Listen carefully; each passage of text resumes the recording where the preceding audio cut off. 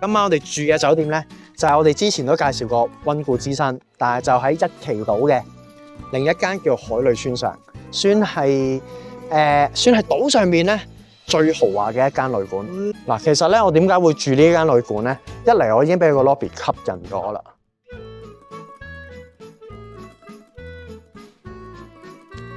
望到你啦！啊，即係呢個 check in 嘅方式真的不得了。唔係不得了咧，唔係在於個 service 或者嘢食，而係個景啊！只怪我們太貪玩，錯過咗湯盤灣黃昏日落嘅靚景。好在朝後早景色一樣靚到爆。參考房價呢，平日2人1房包1泊2食，大約4500蚊左右啦。咁一入嚟啦，好 speed 啦，已經將我哋嘅行李咧放咗一房噶啦。咁就係一個哇，好大嘅玄關位喎，都好大喎玄關位，就有個沖涼房。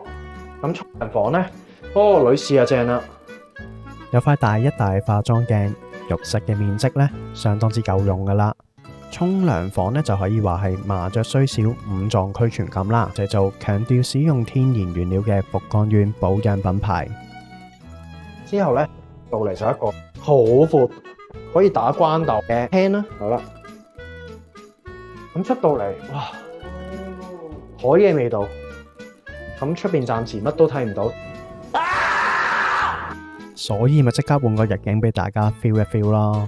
呢一個 setting 咧就好明顯預咗大家日浸夜浸溫泉噶啦，浸到咁上下，吹一吹海風，唞一唞，之後咪官人我又浸，官人我再浸。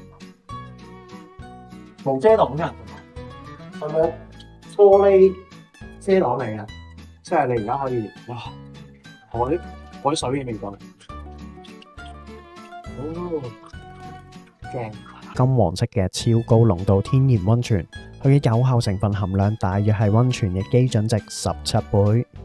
主要功效就有神經痛啦、風濕啦、皮膚病啦，仲有高度保溫效果。至緊要就係高效保濕力，去除皮膚角質兼保持潤澤美肌效果啊嘛！美肌溫泉係咪吸引先？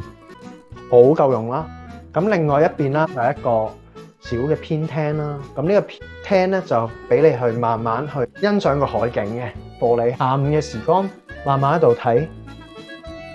一樣嘢可以睇下嘅就係捷徑，